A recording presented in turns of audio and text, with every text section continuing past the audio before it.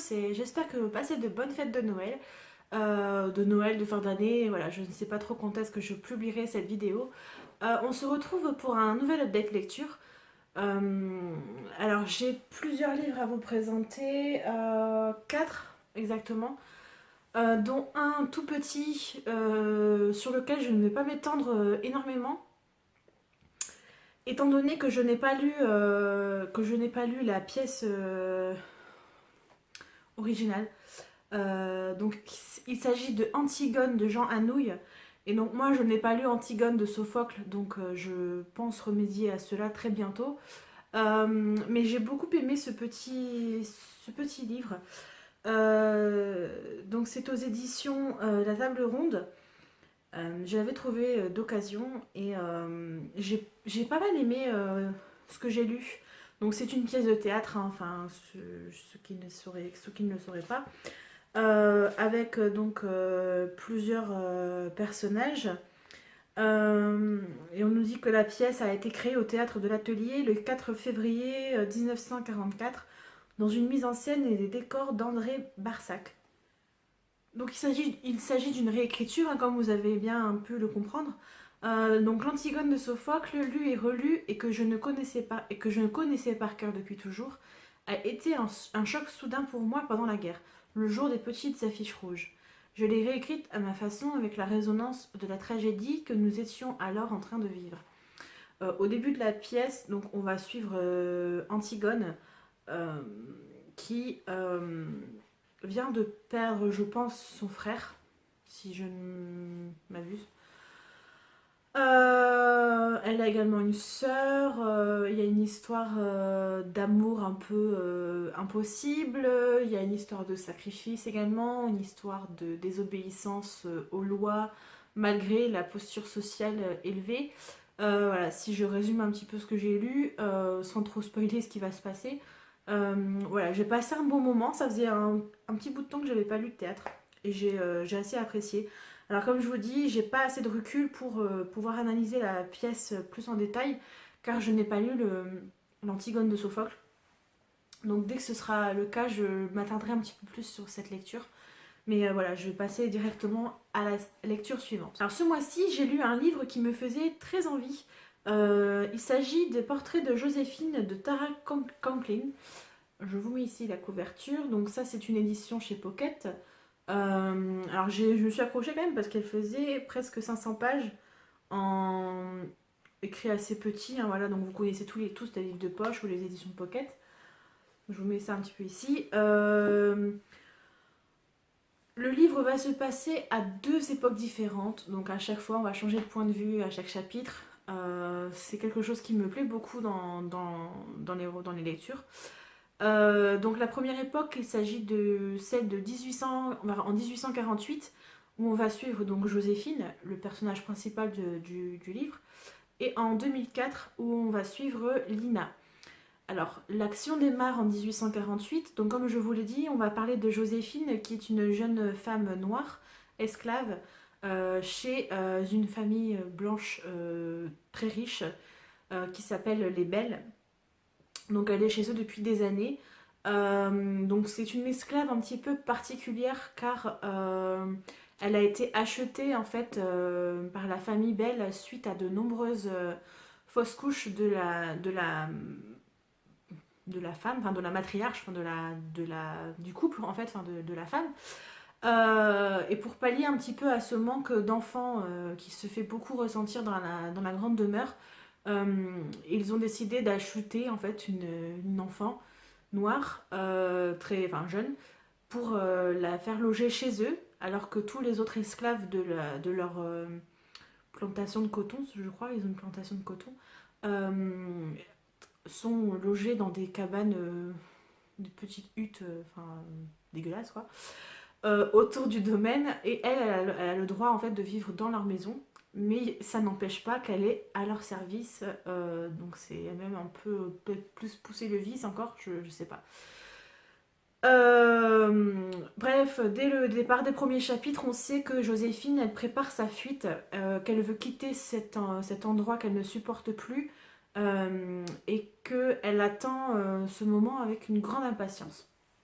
Ensuite, on se retrouve en 2004, donc avec Lina, qui est une jeune femme avocate. Elle n'est pas très appréciée dans son cabinet.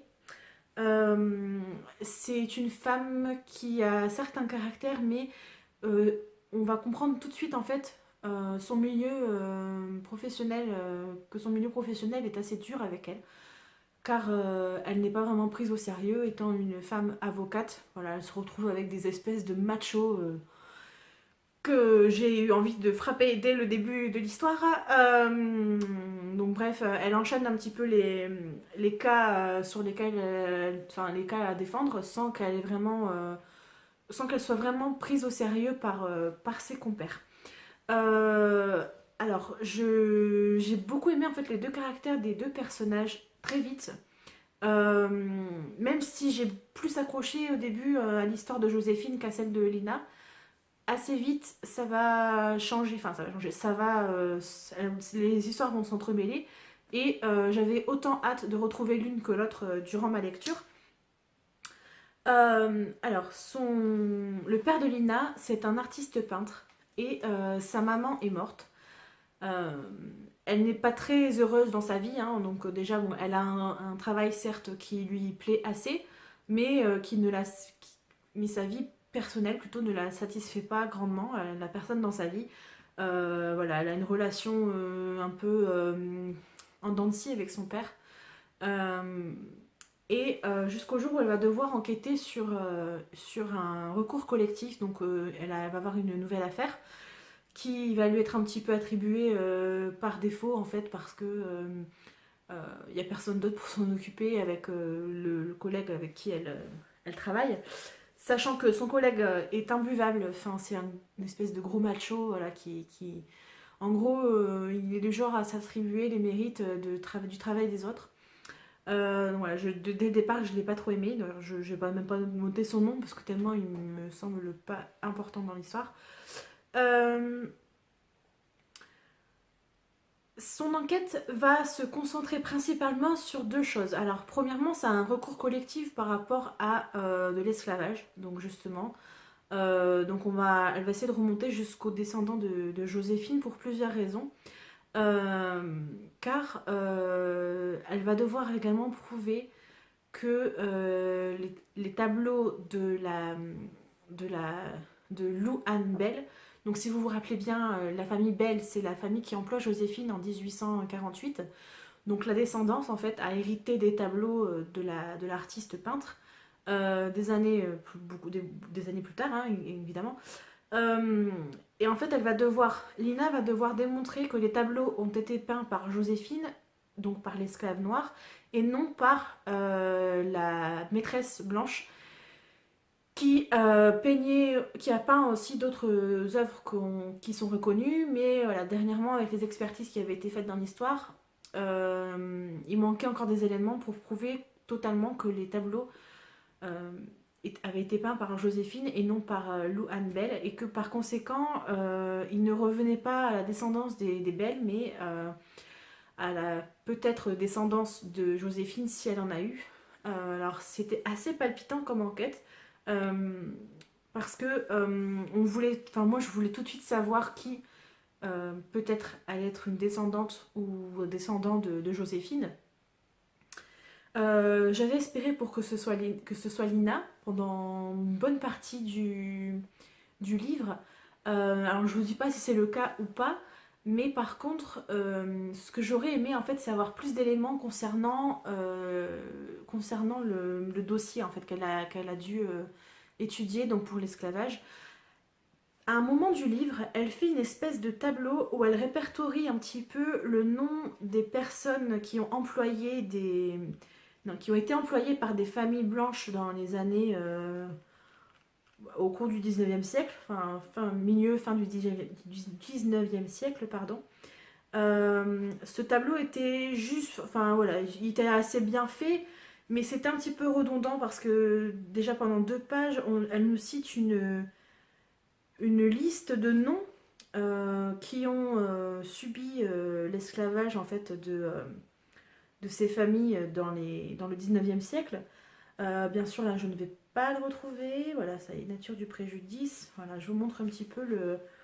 En fait, elle a fait un tableau pour son enquête. Nature du préjudice. Donc, elle a classé travail ardu, répétitif, conditions de vie médiocres, enfants séparés de leurs parents, maris séparés de leurs femmes, violence physique, violence sexuelle, enfin voilà, meurtre. Elle a répertorié ça dans un petit tableau, ici. Et ensuite, tous les noms qu'elle nous a cités pendant 2 pages, donc qui sont là, hein, ici. Voilà, tout ça, ce sont des noms. Alors, j'ai lu à moitié parce que franchement, je voyais pas l'intérêt de lire tous les noms. Je les ai pas retenus d'ailleurs. Euh, et en fait, elle classait un petit peu les noms selon les catégories, ce qu'ils avaient subi. Donc à la fin, ça donne ça. Un truc incompréhensible. Voilà. Et en fait, c'est le seul élément vraiment qui va nous parler des conditions de travail. C'est-à-dire qu'on n'en saura pas plus, on saura pas, on va s'attarder vraiment que sur le cas de Joséphine, on va pas en savoir plus sur les autres familles, et c'est ce qui m'a un petit peu frustrée. Mais bon, après, je peux lire aussi d'autres ouvrages en rapport avec ça. Enfin, je crois qu'il doit en exister des milliers hein, qui parlent de l'esclavage. Mais voilà, ça m'a un petit peu frustrée dans le livre, c'est que je pensais avoir quand même plus de détails sur l'affaire. Après, son enquête, elle est menée. Je trouve quand même que les éléments sont arrivés assez vite à elle. Alors de son côté, évidemment, elle va faire des recherches. Elle va essayer de convaincre son patron justement que l'affaire mérite d'être vraiment bien défendue. Et elle va devoir aller dans une petite ville pour pousser son enquête et accéder à des archives afin d'en savoir plus sur les sévices qu'ont supporté les différents esclaves de l'époque, et plus particulièrement Joséphine. Euh, donc elle va apprendre pas mal de choses sur le sujet, et parallèlement à ça, donc on va à chaque fois faire des allers-retours entre 1848 et 2004. On va suivre un petit peu Joséphine, la façon dont elle va s'y prendre pour essayer de fuir. Donc bien évidemment, elle va rencontrer quelques obstacles. On en apprend également plus sur sa maîtresse, sur son maître à l'époque. Mais je trouve que l'histoire de Lina a pris un petit peu plus le pas que sur l'histoire de Joséphine. Évidemment, comme elle est censée creuser le passé, on apprend aussi des choses sur Joséphine, mais aux conditions du présent en 2004. Lina va, en plus d'en savoir davantage sur Joséphine, elle va en apprendre aussi davantage sur sa propre vie. Et ça m'a assez plu. Qu'elle change le contact de certaines personnes. Je ne vais pas vous dire lesquelles parce que ce serait un petit peu spoiler les livres et ce n'est pas, ce n'est pas ce que j'aime faire. Et du coup, elle va apprendre des trucs. Enfin voilà, elle va en savoir plus sur son père, sur la relation qu'elle avait avec sa mère des années auparavant, sur les conditions dans lesquelles elle est morte. Enfin voilà, j'ai vraiment beaucoup aimé la tournure qu'a pris l'histoire. Euh, et au dénouement final, donc toujours pareil, hein, il n'y a pas vraiment de gros suspense parce que dès la moitié du livre, on sait déjà quasiment qui va, euh, va s'avérer être de la famille de Joséphine. On l'apprend assez rapidement. Par contre, ouais, je trouve que c'était quand même assez bien fait, assez bien tourné. Malgré les 500 pages du livre, ouais, un petit peu plus de 500 pages, ça s'est lu hyper facilement, hyper rapidement. Et voilà, j'étais à fond, j'étais à fond dans cette histoire. L'écriture, elle est simple mais belle. Elle est assez descriptive quand même. Donc il y a eu quelques petites longueurs dans les passages de Lina. Parce que au moment de l'enquête, voilà, il y avait des choses sans grand intérêt dont on nous parlait. Mais globalement, voilà, j'ai bien aimé le côté descriptif, surtout de la Virginie des années 1848. Oui, parce en 1848, on est en Virginie et en 2004, on est à New York. Voilà, donc déjà, ça a un fossé énorme entre les deux époques et entre les deux villes, les deux états plutôt. Euh, Comme je vous disais, malgré quelques longueurs en milieu d'histoire, il y a pas eu de gros trucs qui m'ont dérangé. J'ai beaucoup aimé cette lecture. Je pense peut-être le conserver, ce livre, parce qu'il m'a quand même pas mal plu. Et je pourrais peut-être le prêter à quelqu'un ou voilà, le relire dans quelques années, parce que ça m'a vachement plu. Et encore une petite lecture what the fuck. J'étais un petit peu déstabilisée au cours de cette lecture par la violence, enfin la violence, par la façon dont les éléments sont arrivés d'un coup en fait. Il s'agit de Petites fleurs jamais ne meurent de Yoshi ou Yoshi Avilio. Donc, je vous mets ça ici. Donc c'est publié aux éditions de Noël et c'est traduit de l'espagnol donc de l'Argentine. C'est un auteur argentin. On va suivre l'histoire de José, donc José. C'est un homme dont la vie est un petit peu en désordre avec sa femme depuis la naissance de leur fille. En fait, hein, comme beaucoup de couples, ils connaissent un petit passage à vide. Et il se pose des questions sur l'avenir de son couple. Donc leur fille Antonina a 1 an. Et depuis 1 an, en fait, sa femme a beaucoup changé. Et en fait, il se pose énormément de questions. Voilà, au début de l'histoire, c'est elle qui ne travaille pas et lui qui travaille. Et suite à la perte de son emploi, je crois, elle va éprouver le désir de vouloir retravailler. Et en gros, ils vont un peu échanger leur place. Lui, il va devenir homme au foyer, s'occuper de sa petite. Et la femme va reprendre le travail. Alors, un jour, en voulant entretenir un petit peu son jardin et en voulant creuser un trou, en allant emprunter une pelle à son voisin, il se retrouve chez lui en fait à faire chez lui donc chez le voisin hein, à faire sa connaissance, à discuter voilà de tout et de rien pendant de longues minutes qui se transforment en heures sans que jamais sa femme lui demande ce qu'il est en train de faire. Donc normal. Son voisin est passionné par le jazz, donc il va lui faire écouter plusieurs morceaux de jazz, dont un spécifiquement donc, qui s'appelle Petite fleur. C'est le titre de la chanson qui lui passe assez souvent. Et en fait, à l'écoute de ce morceau, José va se transformer, enfin, il va péter littéralement un plomb sans raison. Et il va tuer son voisin. Donc je ne vous spoil pas parce qu'on nous le dit sur la 4e de couverture. Donc il va tuer froidement son voisin sans aucune raison apparente. Et il va rentrer chez lui comme si de rien n'était. Alors déjà, ça m'a un peu perturbé la façon dont il a tué son voisin. Enfin, c'était vraiment incongru. Je savais qu'il allait le tuer à un moment, mais c'était amené d'une façon un peu spéciale. Donc il va rentrer chez lui, évidemment il ne va rien dire à sa femme. Au début il va vraiment agir comme si rien ne s'était passé, mais assez vite il va quand même évidemment se poser des questions, se creuser la tête sur comment faire pour ne pas être suspect dans la mort de son voisin, comment faire pour oublier son geste, est-ce qu'il va pouvoir l'oublier un jour justement. Et à partir de là, il va commencer à entrer dans une espèce de psychose autour de la mort. Il va ruminer pendant 3 ou 4 jours. Et à un moment donné, en allant faire une course en ville, en sortant, je crois, je sais plus si c'est de la boulangerie ou d'un autre magasin, et ben il va voir la voiture de son voisin. Et après, il va même croiser son voisin. Alors, il va trouver ça très bizarre, hein, parce qu'il a vraiment bien vu, bien mort. Vu qu'il va le tuer. Bon, est-ce qu'ils le disent dans le... Non. Ils ne disent pas comment il l'a tué, donc je vous laisserai le découvrir parce que c'était assez étrange. D'ailleurs, avant qu'il voie la voiture de son voisin en ville, il va voir qu'il n'y a rien qui bouge chez son voisin. Il y a même des gens qui rentrent. À un moment donné, il va avoir l'impression de voir un couple ou 2 personnes parler, faire un peu la fête. Il va trouver ça un petit peu étrange, mais sans plus. Et après, voilà, il va se rendre compte qu'en fait, son voisin, il n'est pas mort. Et il va continuer à aller chez lui de temps en temps. Et à chaque fois, pour partir, il va dire à sa femme, je vais emprunter la pelle du voisin ou alors je vais lui rendre sa pelle.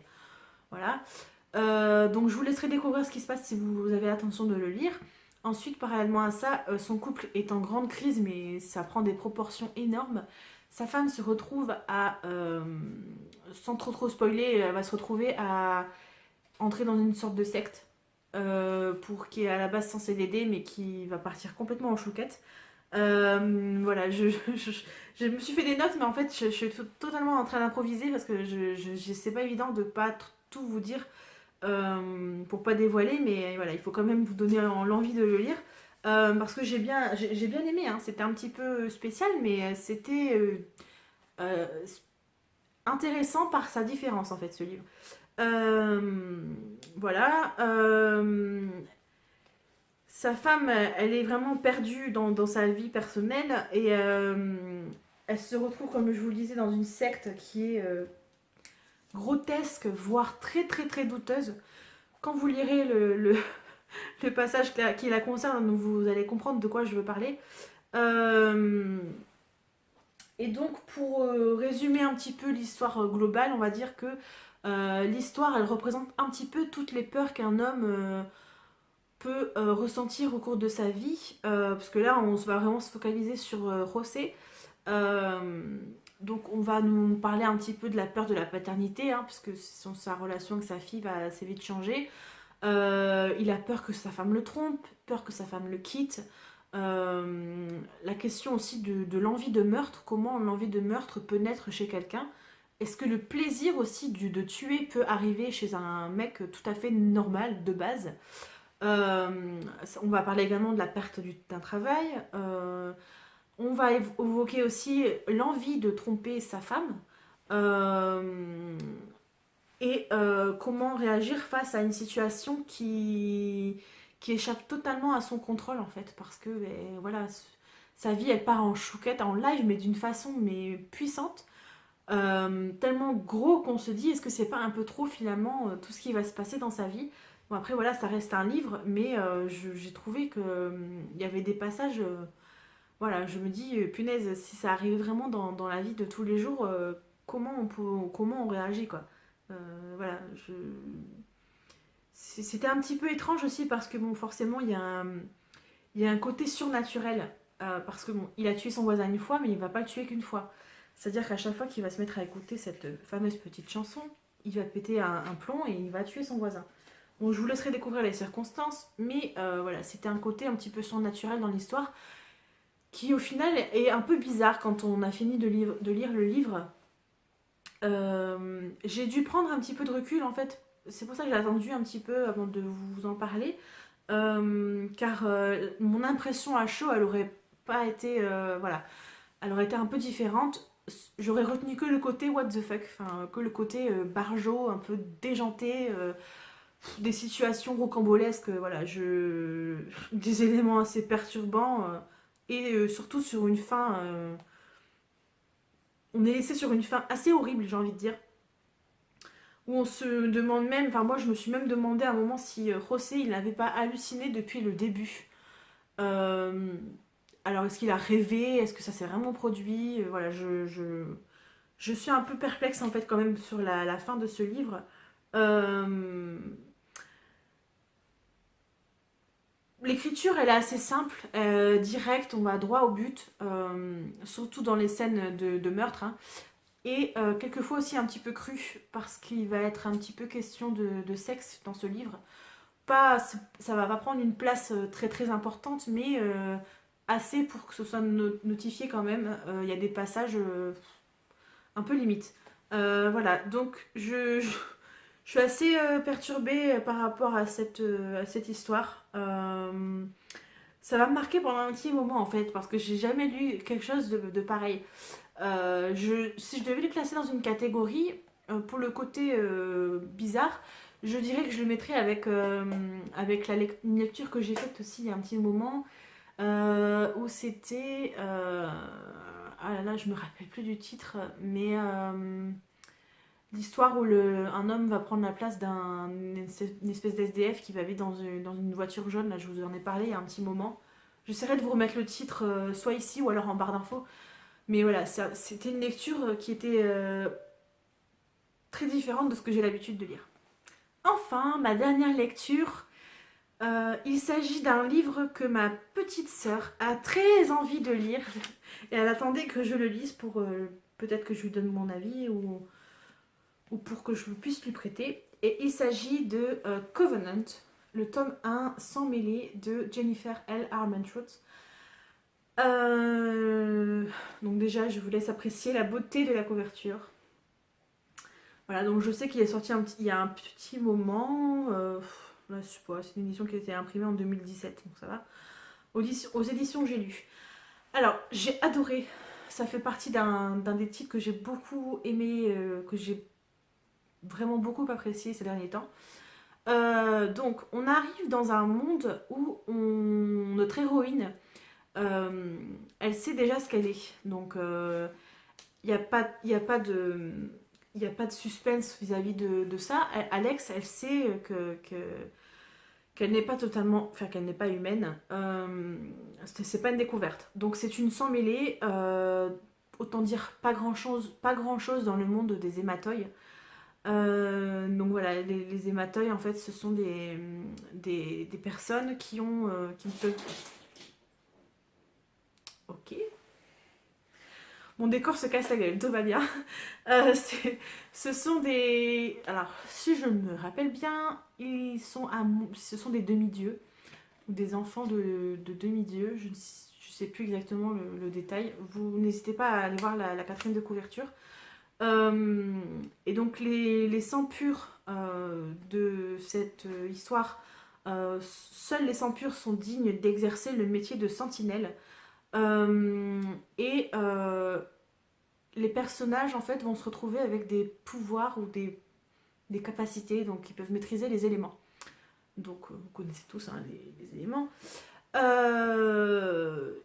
Ça va les aider pour pouvoir se défendre contre les autres. Et évidemment, il y a des méchants dans l'histoire. Les méchants, et en fait, donc les méchants, ce sont les démons. Voilà. Et ce sont en fait des sangs purs qui se sont fourvoyés en succombant à la substance présente dans le sang des hématoïs, donc dans le sang des sangs purs et des sangs mêlés. Il y a une substance particulière dans leur sang qui, voilà, s'ils entrent en contact avec, cette substance, ils se transforment en méchants, en gros. Au début de l'histoire, Alex, elle est partie du Covenant avec sa mère, elle a fui, suite à de nombreux événements qui vous seront révélés dans l'histoire. Et elle va, suite aussi à d'autres événements, devoir retourner y vivre. Donc elle a été absente depuis 3 ans, donc il y a pas mal de choses qui ont changé. Mais elle est heureuse de retrouver plusieurs personnes, dont son meilleur ami, et surtout le bel Eden, le bel Eden, Aiden ou Aiden. Donc lui c'est une sentinelle, hein, donc c'est un sang pur. C'est un excellent élément, il est très populaire. Toutes les filles, voilà, sont attirées par ce jeune homme. Donc elle nourrit des sentiments pour lui depuis très très très longtemps, mais leur relation, vous vous doutez bien qu'elle est interdite, sinon ce serait pas drôle, car lui c'est un sang pur, elle c'est une sang mêlée, et s'ils sont pris en flagrant délit de fricotage, ou même juste le fait de penser à être avec une personne de rang supérieur, parce que oui, les sangs purs sont supérieurs, vous pouvez être exécuté sur le champ.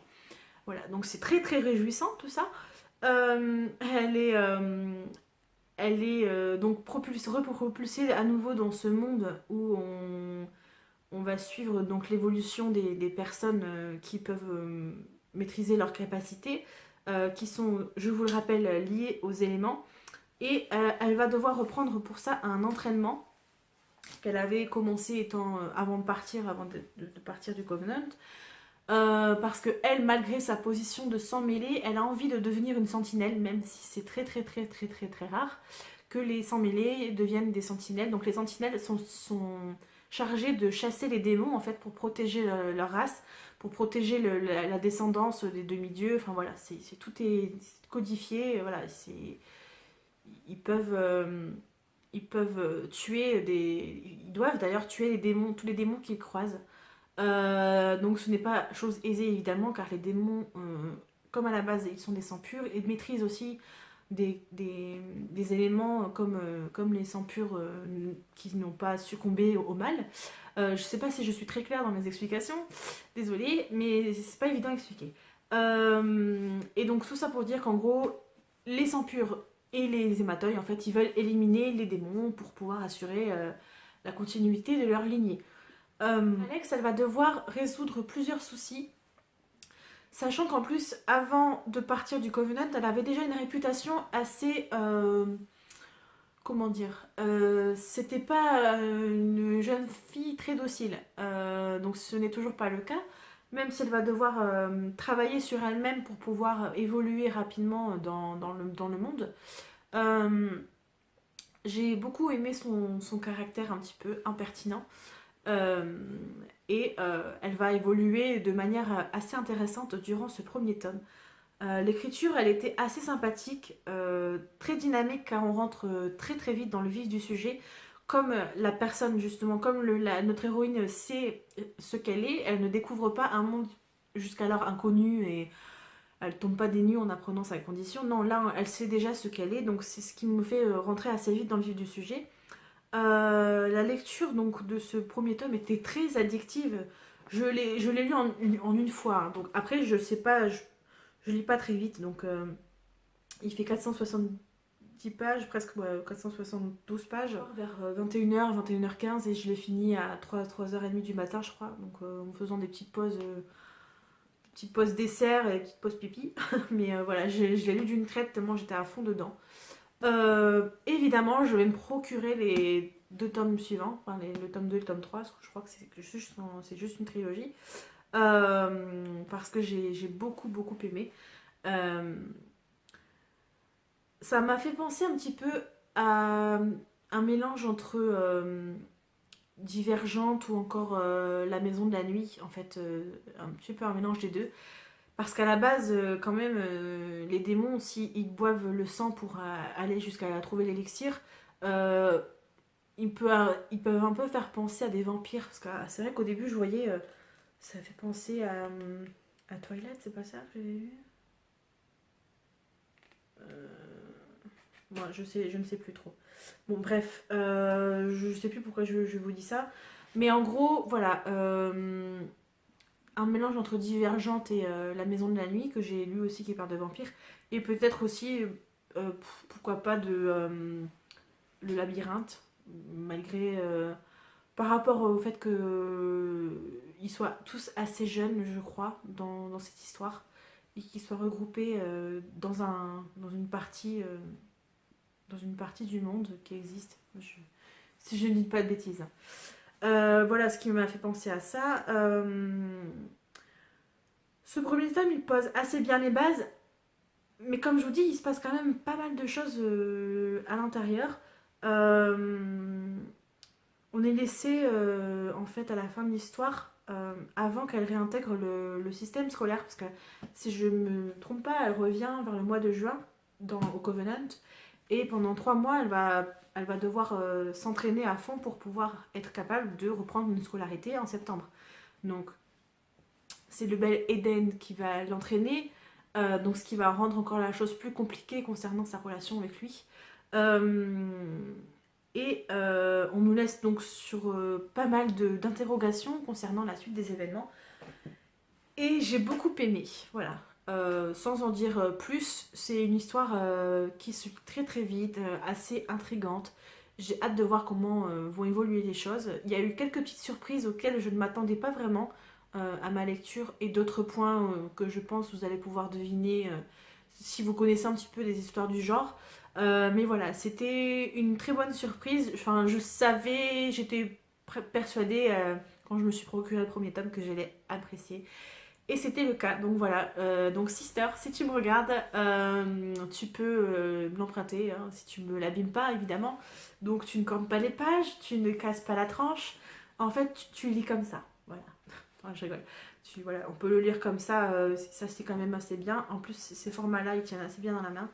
Mais voilà, j'ai fait attention à ne pas casser la tranche ni à corner les pages. Donc, quand je prête un livre, j'aime bien qu'il me revienne dans le même état que quand je l'ai prêté. Voilà, c'est tout pour ce petit point, ce petit bilan, ce petit update lecture. Je vais essayer de filmer des prochaines vidéos assez rapidement pour pouvoir en monter, parce que là je dois en monter 3. Et après, il va certainement y avoir une petite période de trêve entre Noël et Nouvel An.